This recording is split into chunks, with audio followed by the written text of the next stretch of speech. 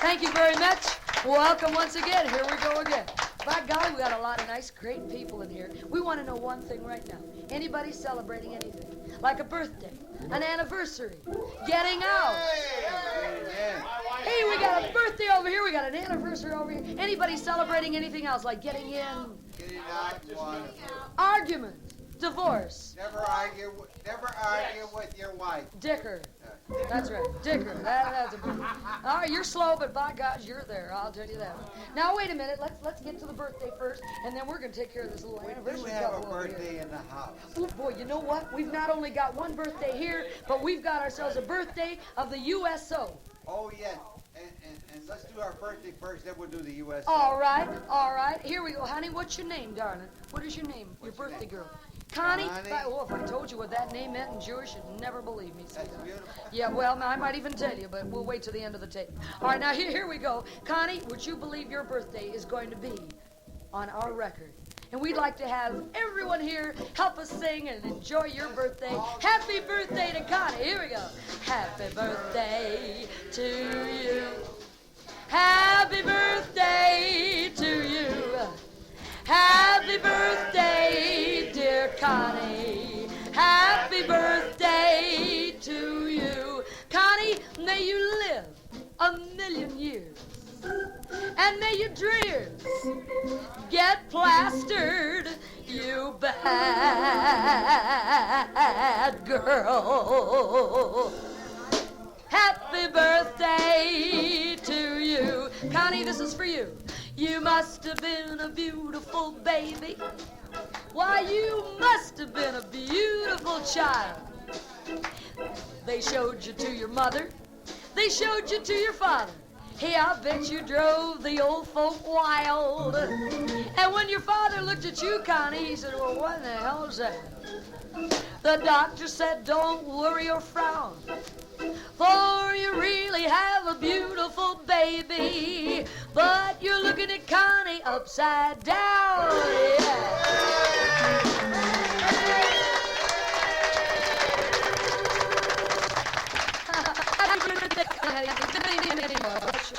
From the very bottom of my very bottom, I wish you a very, very happy all the way down. Now wait a minute, we told you before, we've got birthday of the USO. We've got some extra personnel in here. By golly, 125 years old. So we want you to sing Happy Birthday the USO. You ready? Kind indulgence. I'm going to help you sing, Jim, so don't worry. Are you going to sing from your diaphragm? Oh, hell no. I never sing down that low. How dare. Here we go. Happy Birthday the USO. Are we ready? Happy birthday to you. Happy birthday to you. Happy birthday, you asshole. Well, now, wait a minute. What happened? Would you? I don't know what happened. All right, now listen. We've taken care of some birthdays. Let's get over here to this cute little couple. They are. What are your names, kids? Just your first names, not your whole name. Oh, did they name it? Oh, I don't know. Did they? Shirley and Jay. Shirley and Jay. Hey, those are girls' names and boys' names, right? Which one is the? Oh, there he is. You cute little. How long have you been married, Jay? How long is it? About that long. Beautiful. Have you been married long? You've been married and it's that long. My goodness gracious. You better believe, my goodness gracious, I'll be over. No, seriously speaking, how many years are you celebrating? 1 year. 1 year, Shirley. And 8 kids later. Boy, are you a busybody, I'll tell you, fella. You've been practicing. Yes, you have. Well, now let me get around to Shirley over here. She's a cute little Dickens, by golly. Shirley, was your husband very romantic when he proposed to you? Was he on his knees? Oh, keep sex out of this. Was he? Do you remember? I'll never forget the night my husband proposed to me.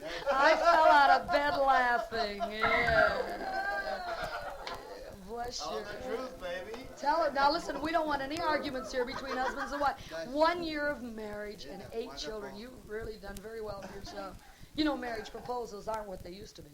No, this is the truth. Years ago, when my grandfather wanted to marry my grandmother, he got down on his hands and knees. He took her little hand in his, and he said, darling, I want to ask your father for your hand in marriage. Sure enough, they got married.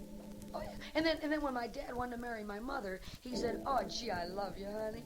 And why don't we sound the folks, have a little quiet wedding? Sure enough, they got married. But nowadays, high school kids, college kids, well, they get in the old convertible and they drive for miles into the country. And they park, and they smooch, and they neck. And whoever called it necking was oblivious to that end of the anatomy. In fact, she leans over and she whispers something in his ear. He says, hell you say, and they get married the next day. Shirley, did you have a big wedding or did just the groom get in? Did you have a honeymoon or did your kids just hop right to it? You just hop right to it. Oh, God, that's beautiful. No, actually, marriages are just wonderful. My marriage, oh, beautiful. The way I met my husband, everything. Do you know how I met my husband? Well, it was very interesting because, well, we had kind of a cute relationship, you know. I was on a quiz program in Hollywood. I didn't tell the truth, and he was the consequence. No, this is not. You know how I really met him. I can't lie to you. I gotta tell you the truth.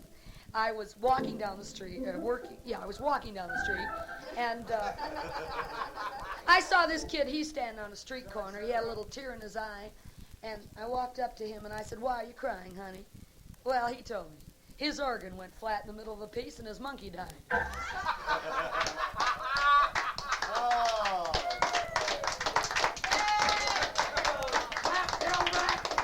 I didn't know what the hell to do about that monkey, but I sure knew I could straighten out his organ between us. Well, I'll tell you what I did with the monkey. I took the monkey to a taxidermist. And the taxidermist said, would you like to have it mounted with another monkey? I said, hell no, just holding hands. Well, let's face it, it's the only way to go. We had a very, very small wedding and a very large wedding reception. In fact, Jim and I sneaked out on our wedding reception rather early so we could go upstairs and get our things together. I was a very sleepy bride, girls. I don't know about you, but I couldn't stay awake for a second. Yeah, or even a fourth. I'll explain those jokes later, kid. Later in my room. You've been a good boy. I'll be there in a few minutes. No, actually, if I'm not there in 10 minutes, fellas, start without me, all right? Now, wait a minute. Wait a minute. Jim and I had a beautiful honeymoon. We wanted to fly to New York City. Actually, we wanted to fly United, but the stewardess wouldn't let us.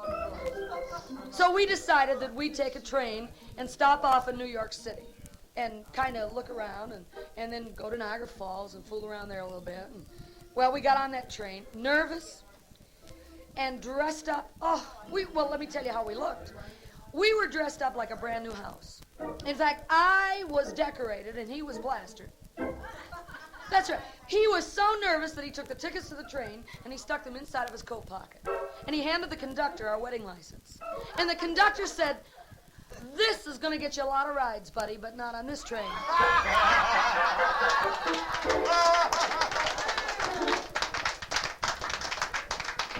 We did ask for a compartment for two, but we didn't get it.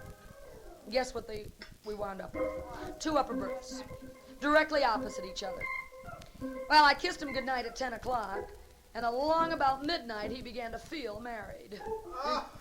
You're getting the picture, Rich. I thought you would.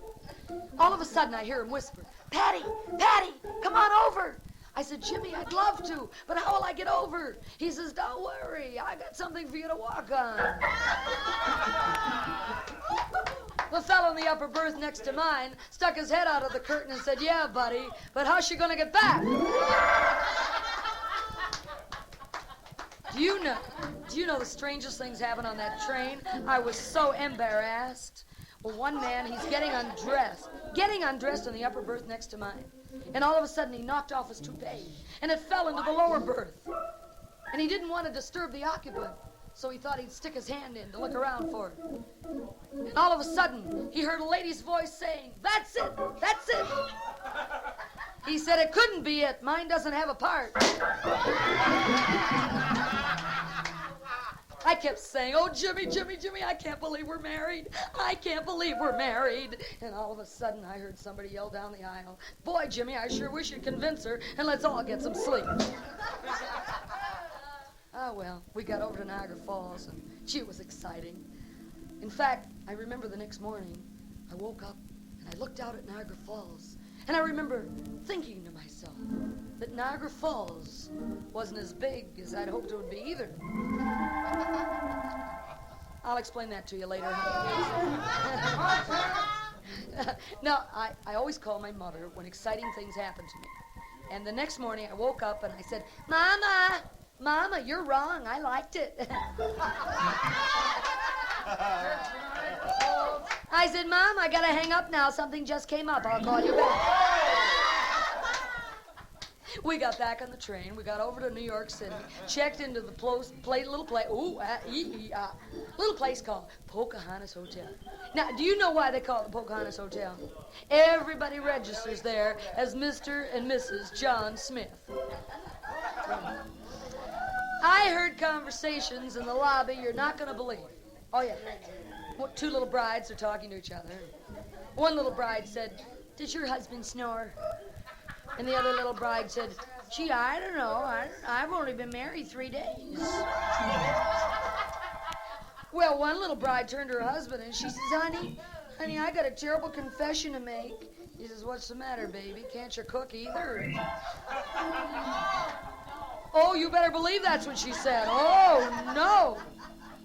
She says, I've got asthma. He said, thank heavens, I thought you were hissing me all night.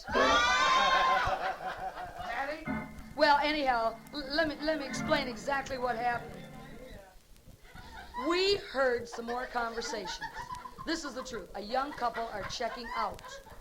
And all of a sudden, the desk clerk said, that will be $7 apiece. And the groom handed him $56. It was our turn. Jim walked up to the desk clerk and he said, do I register with you? And the desk clerk said, stick around, sweetheart, we'll see. Well, he was from Hollywood too, honey, I'll tell you. Jim said, you think you're pretty smart. Let me talk to the manager. Well, said the desk clerk, the manager's out. Jim said, will he be back after a little? No, said the desk clerk. That's what he went out for. We asked for a room, and we asked for a sexy room, and it was. You know how it was decorated? Early orgy. Oh, yeah. Beautiful. It was beautiful. We were up there 7 days. Of course, you know that on a honeymoon, 7 days makes a whole week.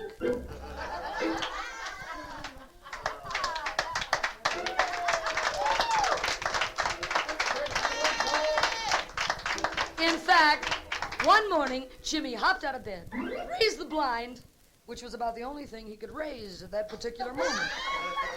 And he said, honey, we got to get out of this damn room. I said, well, look, we're in New York City. Why don't you take me to a Broadway show? Well, he said, hey, that's a great idea. You go in the bathroom, you put on your makeup, and I'll call downstairs for tickets. Great, I'm in there and I'm putting on my makeup. All of a sudden I hear Jimmy yell, Patti, you want to see Oliver Twist? I said, Jimmy, you show me one more damn trick with that damn thing, I'm going to go home to my mother. We got married in the spring. To prove it, here's my wedding ring. I always think of my blushing groom whenever I see the pansies bloom. Oh, no, say it cannot be. Queer things are happening to me. A groom should bring his bride some joy. A boy's supposed to be a boy. I told him about the birds and bees, but he still wears those pink chemise. His hair is curly as can be. He uses curlers just like me. When I find lipstick on his tie, he says there's no other fella, it's gotta be a guy. Oh no, say it cannot be. Weird things are happening to me. He's so big and And he's so strong, I can't figure out where he went wrong. He must have got caught right in between. His name is Chris, it ought to be Christine. He's never been to Gay Paris, but he's as gay as he can be. His friends are sweet, they're the queerest band. They're turning my home into a fairyland. Oh no, it's a tragedy. Queer things are happening to me. When I was walking down the aisle, his friends all stood around and smiled. I found out why, and it hurts my pride. They said he liked the best man better than the bride. We had decided it cannot be. I'm not for him and he's not for me. He can do what he wants, and I'll do what I can. But the both of us had better find a man.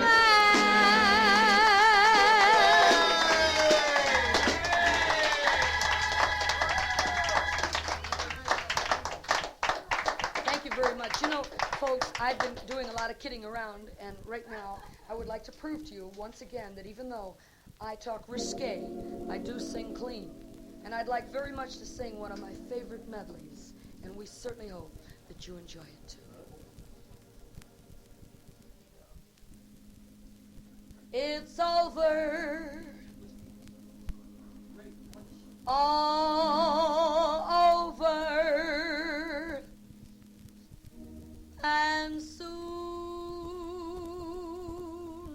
somebody new will put her arms around you. But how about me?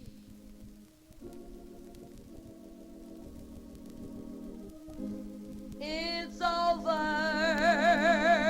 all over, and soon somebody else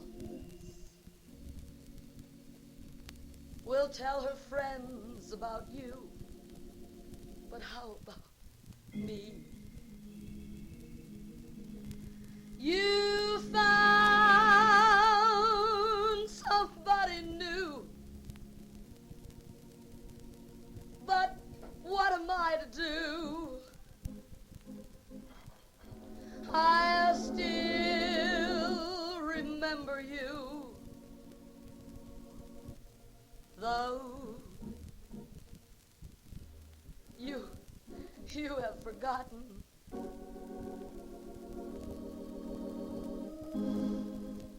And maybe a little baby will climb upon your knee and whisper things in your ear. But how about me? I guess I'll have to play Pagliacci and get myself a clown's disguise and learn to laugh like Pagliacci with tears in my eyes.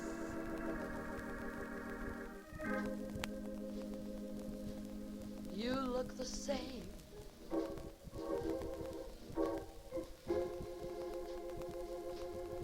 You're a lot the same. But my heart says no. No, no. He's not the same. I'm afraid the masquerade is over, and so is love.